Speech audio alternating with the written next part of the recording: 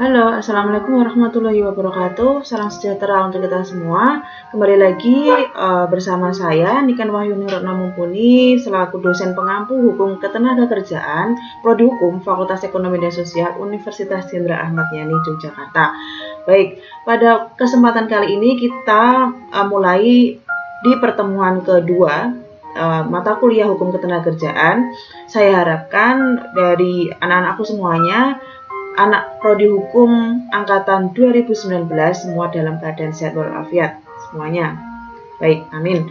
Oke, kita akan langsung mulai saja. Untuk pertemuan kedua ini di mata kuliah Hukum Ketenagakerjaan, kita akan mengulas atau membahas seputaran sejarah ketenagakerjaan dan sumber-sumber hukum ketenagakerjaan. Sebelumnya, di pertemuan kemarin saya sudah menyampaikan mata kuliah atau materi pengantar yang berkaitan tentang seluk-beluk ketenagakerjaan seperti apa. Kemudian dari teman-teman juga semuanya kemarin sudah mengerjakan beberapa tugas yang saya berikan. Dan saya membaca tugas-tugas yang saya berikan, pendapat yang diberikan oleh teman-teman, kurang lebihnya semua saya baca itu bagus.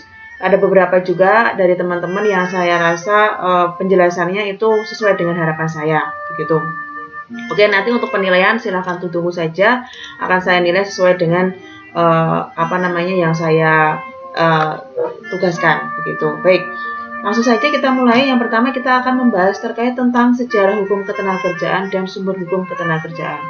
Kemarin saya sudah membagikan link YouTube, yang mana link YouTube itu berisi terkait tentang bagaimana gambaran sistem dari ketenagakerjaan kita di masa lalu ketika zaman sebelum kemerdekaan.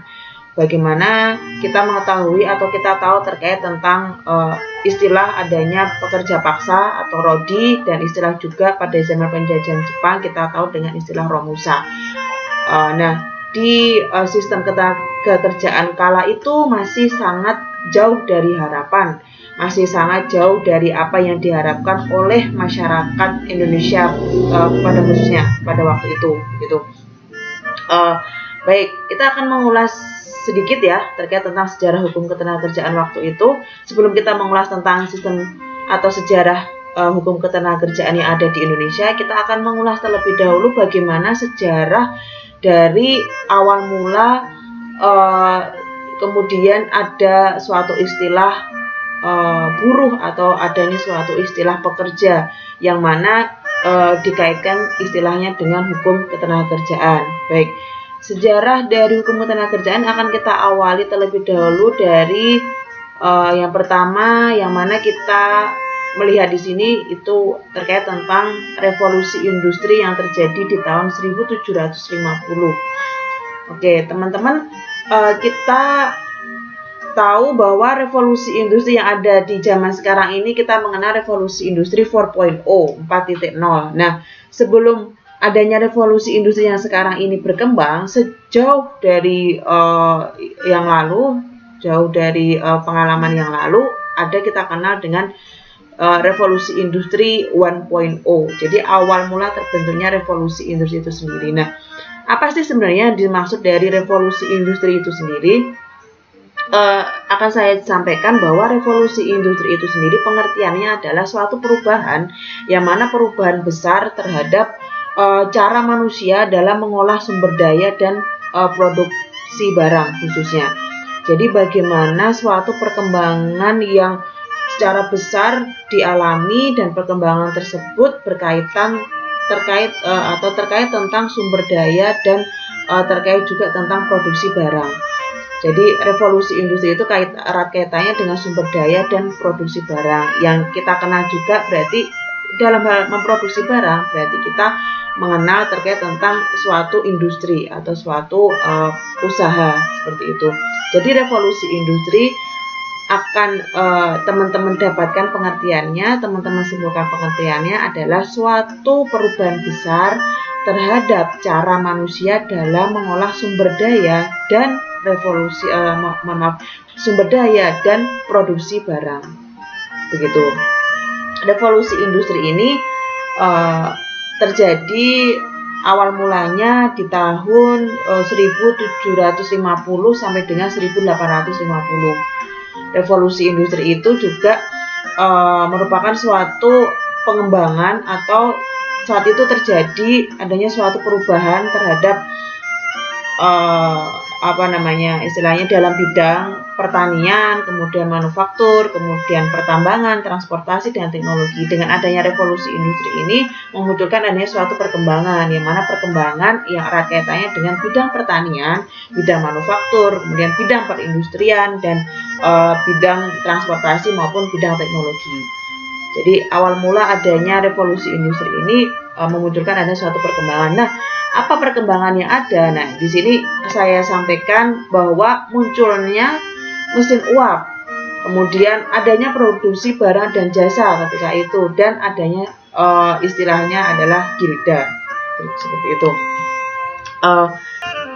Jadi adanya revolusi industri pada waktu itu kemudian memunculkan adanya suatu perkembangan, yang mana salah satunya akan saya jelaskan tentang perkembangan atau penemuan istilahnya itu adalah mesin uap. Jadi ketika tahun 1750 atau bisa dikatakan juga pada abad ke-18, mesin uap pada saat itu ditemukan di negara Inggris, yang mana dapat membantu sekali dalam proses produksi, yang mana produksi barang dan jasa. Karena mesin uap ini ketika pertama kali ditemukan dan berkembang di dunia industri ketika itu digunakan di dalam dunia perindustrian sebagai pembantu untuk mengolah suatu produksi, yang mana ketika di Inggris waktu itu bisa dijadikan sebagai alat pembantu untuk mesin tenun atau alat tenun. Jadi mekanisme pertama yang dapat meningkatkan produktivitas industri tekstil pada waktu itu. Kemudian peralatan kerja yang awalnya bergantung pada tenaga manusia dan hewan ketika itu akhirnya digantikan dengan mesin. Adanya mesin uap ini yang memunculkan pertama kali perkembangan di dunia industri dan dialami di Inggris, di negara Eropa. Dan mesin uap ini bisa digunakan juga ketika itu untuk alat transportasi. Selain dari perkembangan di dunia industri, perkembangan juga di dunia teknologi dan transportasi. Dan mesin uap ini sangat membantu sekali. Apalagi mungkin teman-teman mengenal tokoh yang terkenal, yang mana tokoh tersebut menemukan mesin uap, yaitu tokoh atas nama James Watt, yang mana James Watt ini menemukan mesin uap pada tahun 1776. Begitu. Jadi penemuan ini dapat mengembangkan adanya suatu produksi barang dan jasa, yang mana dapat disimpulkan juga bahwa penemuan di adanya mesin uap pada revolusi industri 1750 ini bisa kita ambil makna, yang mana dapat mengembangkan atau dapat adanya suatu perubahan besar yang terjadi. Bagaimana perubahan besar tersebut dapat mempengaruhi manusia dalam memproduksi barang dan jasa ketika itu. Gitu. Oke, selain itu di revolusi industri 1750, selain tadi ditemukan adanya mesin uap, kemudian kemudian menimbulkan perubahan makna yang besar dari istilahnya kita masyarakat pada waktu itu dapat memproduksi barang dan jasa dengan baik dan benar. Ada juga satu istilah yang ditemukan pada revolusi industri 1750, yaitu istilahnya ada gilda. Apa itu gilda? Gilda ini adalah merupakan suatu cikal bakal yang mana sekarang kita kenal, mungkin teman-teman tahu istilahnya serikat buruh atau organisasi serikat buruh atau pekerja. Nah, gilda ini pada waktu itu istilah yang disebutkan adalah serikat pekerja atau pengrajin, atau bisa dikenal juga pada zamannya itu istilahnya saudagar, yang mana dibentuk guna memantau kegiatan usaha atau perniagaan mereka di daerah tertentu. Jadi gilda ini merupakan suatu serikat pengrajin atau saudagar yang mana dibentuk untuk memantau kegiatan usaha kegiatan usaha perdagangan atau perniagaan yang ada di daerah tertentu. Yang mana gilda ini juga diatur seperti serikat pekerja. Serikat pekerja yang mempunyai lingkup pekerjaan yang sama, begitu ada ketentuannya. Gilda ini merupakan suatu serikat pekerja, tapi serikat pekerja tersebut itu merupakan suatu serikat pekerja yang sama, satu bidang istilahnya seperti itu. Misalkan serikat pekerja yang bergelut di bidang tekstil. Maka serikat pekerja yang terbentuk itu adalah gabungan-gabungan dari para pekerja atau istilahnya perekrutan dari beberapa pekerja yang tergabung dalam suatu lingkup kelompok yang mana membidangi atau berprofesi sebagai pekerja di bidang tekstil.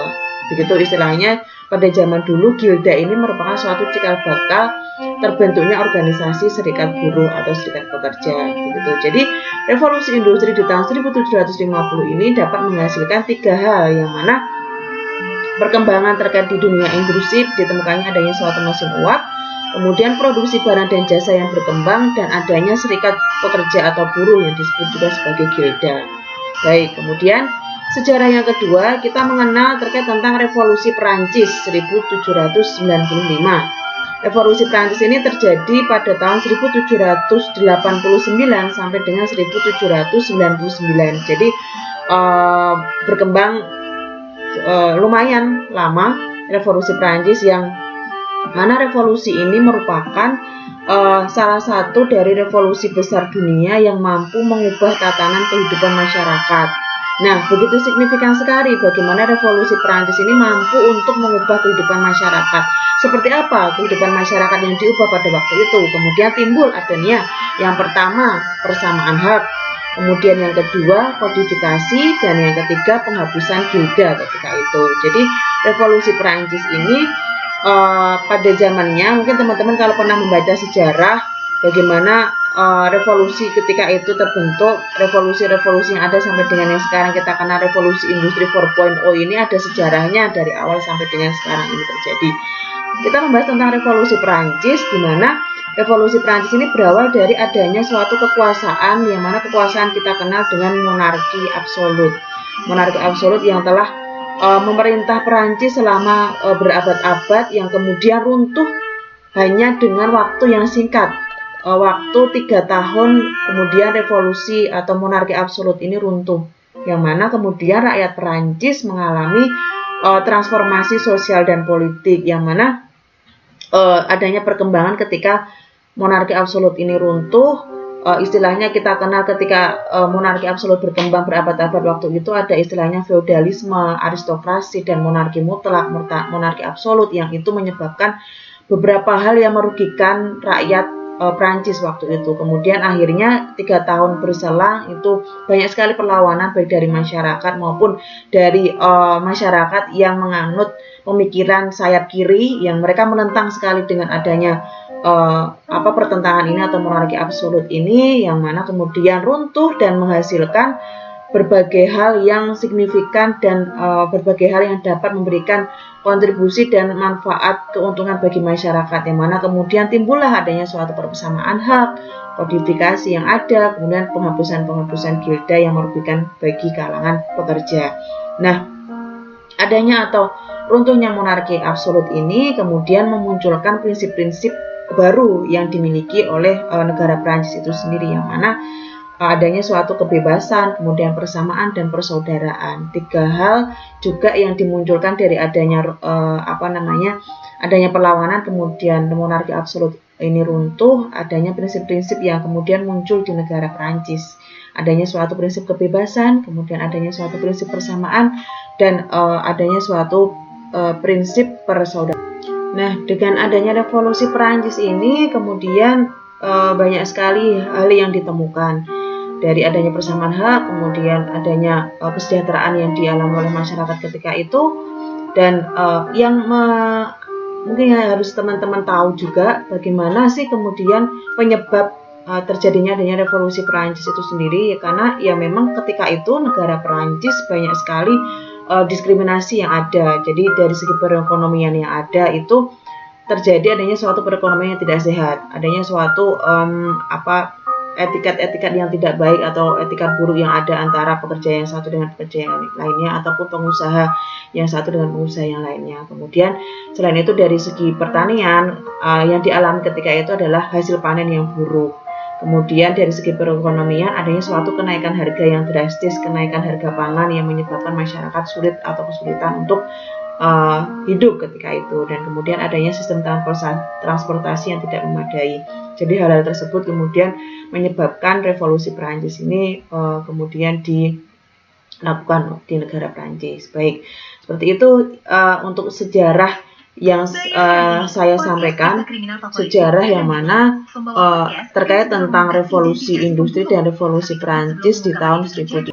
Kemudian kita masuk setelah dari sejarah yang mana sejarah revolusi industri dan revolusi Prancis, kita akan mengulas terkait tentang sejarah bagaimana di negara Indonesia ketika itu. Yang mana di negara Indonesia di sini kita akan melihat adanya suatu perkembangan yang terjadi baik sebelum kemerdekaan maupun yang setelah kemerdekaan, seperti itu. Jadi di sini teman-teman lihat dari sejarahnya, kita akan kemudian mengalami perkembangan bagaimana pekerja atau buruh itu berkaitan atau perlu dilindungi, atau pekerja butuh perlindungan hukum. Adanya suatu perlindungan hukum bagi pekerja itu penting nanti untuk diberikan oleh pekerja atau tenaga kerja. Kemudian penting adanya serikat pekerja atau organisasi serikat pekerja, yang mana serikat pekerja ini nantinya yang akan mewakili buruh-buruh atau tenaga kerja yang menjadi anggota di serikat pekerja tersebut. Ketua dari serikat pekerja tersebut adalah nanti mewakili ketika ada suatu permasalahan antara pekerja dengan pemberi kerja atau antara pekerja dengan pengusaha, seperti itu. Makanya penting sekali dibentuk adanya serikat pekerja. Kemudian dapat bernegosiasi dengan majikan atau penguasa atau di sini pemberi kerja.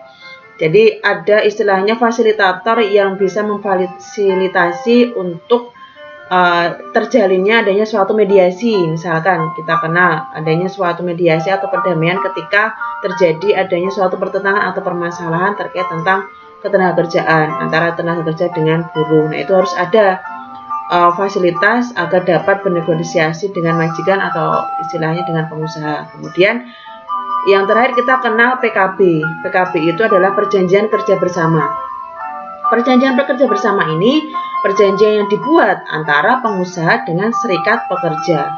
Jadi hal-hal apa saja yang harus dibahas, disepakati, hak dan kewajiban yang harus diterima dan dilakukan, itu biasanya dicantumkan atau dimasukkan di dalam perjanjian kerja bersama. Lingkupnya antara pengusaha dengan serikat pekerja. Kalau lingkup antara pekerja dengan pengusaha itu istilahnya perjanjian kerja. Jadi beda antara perjanjian perjanjian kerja bersama dengan perjanjian kerja. Kalau perjanjian kerja bersama itu perjanjian yang dibuat antara pekerja dengan antara serikat pekerja dengan pengusaha. Tapi kalau perjanjian kerja itu suatu perjanjian atau kesepakatan yang dibuat antara pekerja dengan pengusaha. Begitu ya. Jadi harus dibedakan. Serikat pekerja itu apa? Serikat pekerja itu adalah kelompok, organisasi atau gabungan para pekerja yang bekerja dalam suatu lingkup profesi yang sama, dikumpulkan, kemudian terbentuk suatu organisasi atau serikat pekerja itu sendiri. Nah, serikat pekerja itu akan nanti ada struktural organisasinya, adanya suatu ketua, kemudian wakil, dan lain sebagainya, jabatan struktural dan lain sebagainya. Beda dengan pekerja. Kalau pekerja itu kan mewakili dirinya sendiri, individual. Tapi kalau serikat pekerja itu ada yang mewakili beberapa kelompok dari para tenaga kerja. Mungkin ini nanti akan kita bahas lebih lanjut di pertemuan yang selanjutnya. Ada istilahnya tadi tentang perjanjian kerja bersama dan perjanjian kerja. Jadi ini sejarah yang ketiga ini saya ulas, saya sampaikan nanti berbagai perkembangan yang terjadi dari tahun 1900-an sampai dengan sekarang ini. Jadi beberapa di antaranya itu mengulas terkait tentang pekerja butuh perlindungan hukum. Makanya sekarang ini ada undang-undang yang membawahi untuk para pekerja. Jadi pekerja itu butuh perlindungan hukum. Pekerja itu butuh dilindungi. Dilindungi dari apa? Ya dari segala sesuatu yang mengancamnya, yang membahayakan bagi sisi pekerja tersebut. Hak-haknya yang harus didapat itu harus dilindungi. Jadi ketika haknya itu tidak didapat, maka upaya hukum yang bisa ditempuh adalah melalui upaya jalur hukum, adanya suatu perlindungan hukum. Dasarnya apa? Karena ada undang-undang yang telah mengatur seperti itu. Kemudian serikat pekerja yang saya sampaikan tadi, bahwa Serikat pekerja ini adalah nanti yang mewakili para pekerja yang bekerja dalam suatu lingkup perusahaan yang besar. Kemudian ketika ada permasalahan, ada yang mewakili salah satu pengurus dari serikat pekerja tersebut. Kemudian adanya fasilitas untuk bisa untuk memediasi antara pekerja dengan pengusaha. Istilahnya di sini dapat bernegosiasi dengan majikan. Majikan di sini diistilahkan dengan pengusaha. Kemudian juga kita kenal perkembangannya nanti kemudian ada perjanjian kerja bersama dan perjanjian kerja. Yang nanti perjanjian tersebut itu adalah suatu upaya atau dasar payung hukum di mana untuk melindungi para pekerja dari hal-hal yang dirasa nanti rawan atau riskan untuk dimanfaatkan oleh pihak pengusaha. Makanya payung hukumnya itu perlu dibuat perjanjian kerja. Seperti itu gambaran ruang lingkup yang nanti akan kita pelajari selanjutnya. Oke, kita akan masuk ke ranah sejarah 4. Ini sejarah hukum ketenagakerjaan yang ada di Indonesia sendiri. Seperti apa sih sejarah ketenagakerjaan di Indonesia yang mungkin kemarin teman-teman sudah melihat bagaimana kita tahu sebelum kemerdekaan ada istilahnya kerja paksa, kemudian romusa, kemudian mungkin tanam paksa ketika itu. Nah, itu awal mula dari sejarah yang mana sejarah perkembangan tentang perindustrian atau perkembangan tenaga kerja yang ada di Indonesia. Oke, lanjut saja. Kita akan mengulas terkait tentang sejarah yang ada di Indonesia sebelum kemerdekaan 17 Agustus 1945. Sejarah hukum perburuan atau ketenagakerjaan sebelum kemerdekaan 1945 dibagi menjadi tiga hal. Yang pertama, zaman perbudakan, kemudian yang kedua, zaman rodi, dan yang ketiga, zaman ponal sanksi. Jadi ketiga hal ini erat kaitannya dengan hukum perburuan atau hukum ketenagakerjaan sebelum kemerdekaan 1945. Akan saya jelaskan secara detail masing-masing dari ketiga hal atau tiga macam jenis sejarah hukum perburuan atau ketenagakerjaan ini. Yang pertama zaman perbudakan, yang kedua zaman rodi, yang ketiga zaman ponale sanksi. Oke, yang pertama kita masuk di zaman perbudakan.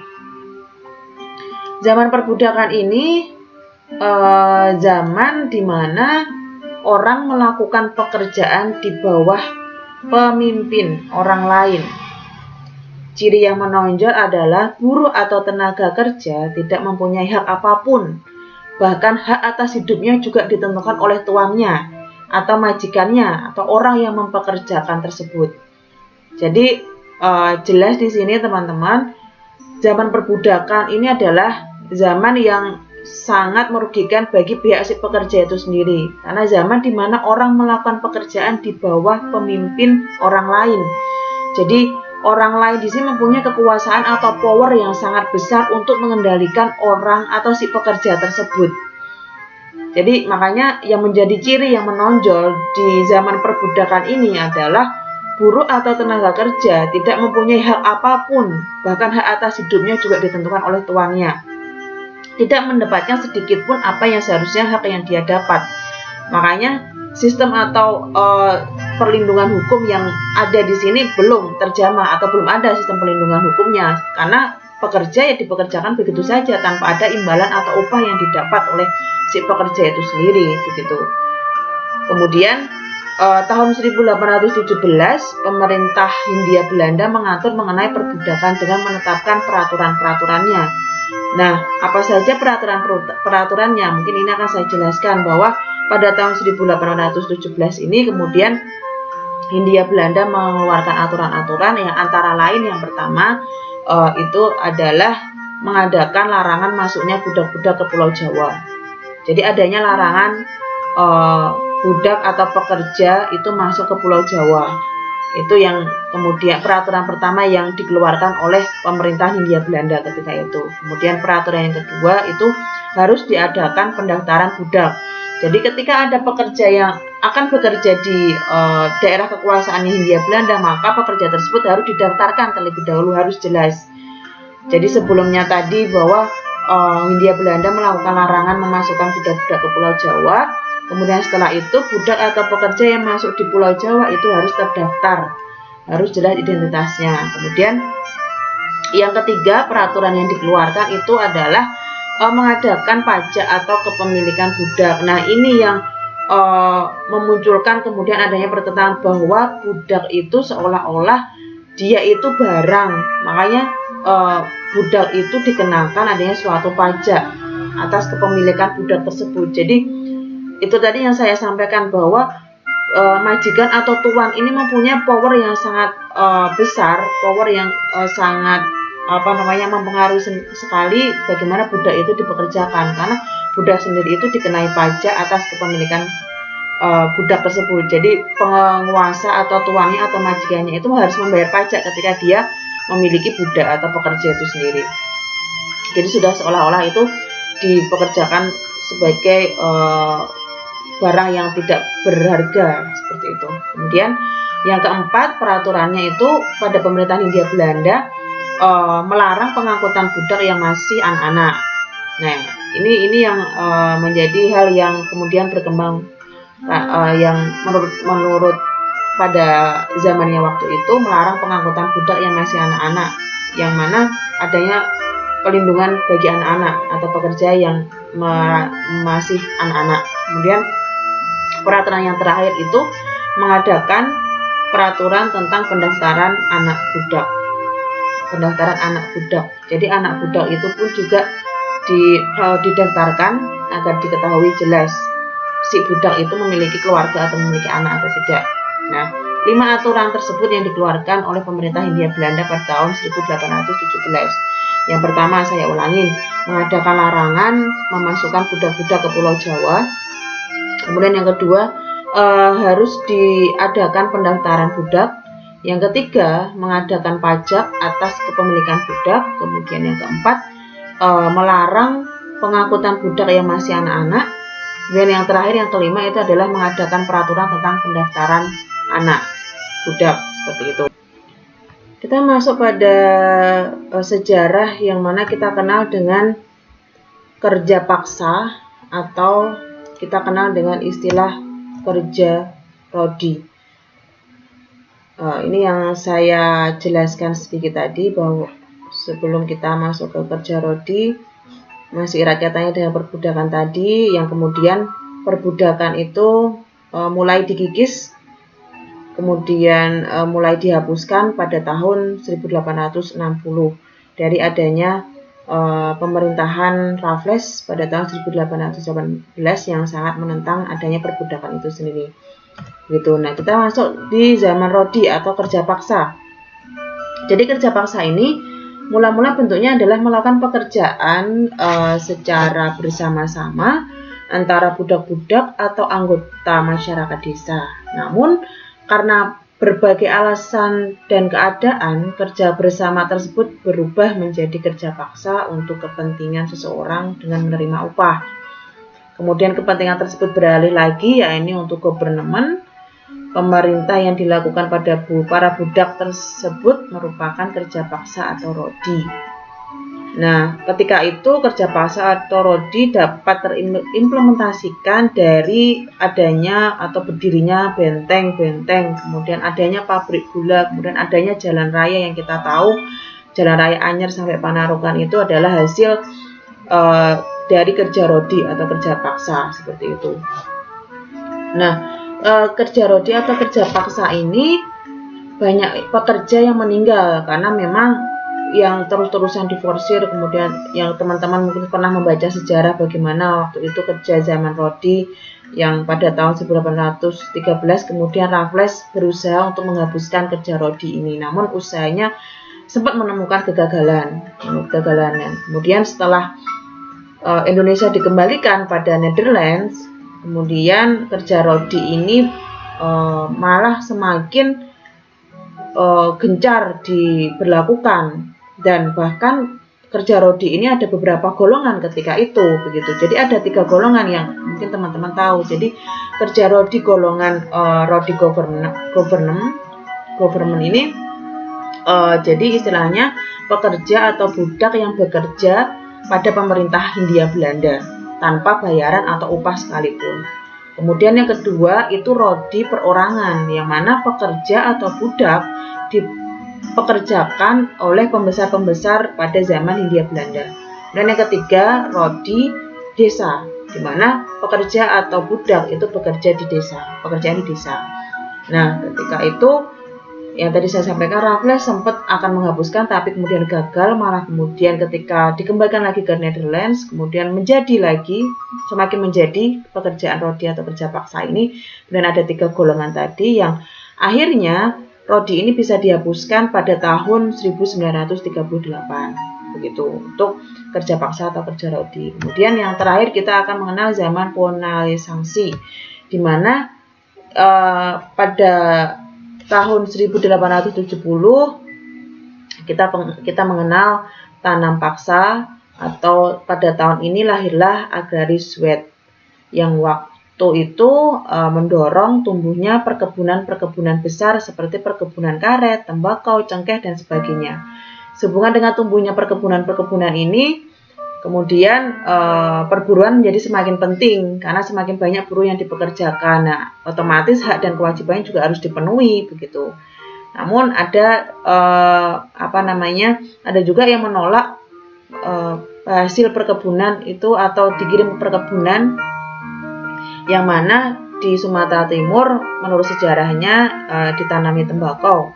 Orang yang menolak untuk dipekerjakan tersebut atau ada permasalahan yang kemudian orang yang menolak tersebut dikenakan sanksi atau pidana atau hukuman badan. Nah, inilah kemudian yang disebut ponalisasi ini. Jadi di mana suatu hukuman pidana yang diberikan kepada seseorang yang melanggar, ya di sini katanya melanggar terkait tentang menolak adanya suatu dipekerjakan atau berkaitan dengan sistem yang dimana dalam kasus ini ada seseorang yang menolak untuk mengirim hasil perkebunan tersebut di Sumatera Selatan atau Sumatera Timur, sehingga kemudian dimunculkanlah adanya suatu sanksi yang dijatuhkan. Nah, sanksi tersebut adalah sanksi badan, yang mana akhirnya dikenal istilahnya ponal sanksi. Nah, kemudian zaman berkembang, adanya perkembangan zaman dari pekerja rodi tadi yang sebelumnya kita kenal, kemudian berkembang menjadi zaman ponalisasi ini, yang mana zaman ponalisasi ini pada zaman Hindia Belanda, yang mana Hindia Belanda ini menyewakan tanah pada orang-orang swasta ketika itu. Beberapa hal atau beberapa permasalahan yang berkaitan dengan pola tanam, kemudian berkaitan dengan hasil panen dan lain sebagainya, itu kemudian masyarakat ketika itu mendapat adanya suatu ancaman pidana, yang mana ancaman pidana itu dapat menimbulkan adanya hukuman atau konsekuensi hukuman badan yang disebut sebagai ponalisasi. Nah, ini sebenarnya bertentangan karena hal tersebut bukan merupakan suatu pelanggaran yang berat kalau menurut hukum pidana yang sekarang ini begitu ya, karena hanya seolah-olah orang menolak untuk mengirim hasil perkebunan ke pulau lain, itu kemudian dia mendapat sanksi atau hukuman badan atau penjara. Nah, ini kemudian menjadi pergolakan atau pertentangan yang terjadi pada zamannya. Kemudian pertentangan di parlemen Belanda ketika itu, yang mana pertentangan itu akhirnya dapat menghasilkan istilahnya kemudian ponal sanksi ini dihapuskan dan sudah tidak berlaku lagi sampai dengan zaman sekarang. Pertentangan itu dimulai pada tahun 1942, yang mana kemudian ponal sanksi ini hilang dan lenyap dan tidak kemudian berfungsi lagi seperti itu.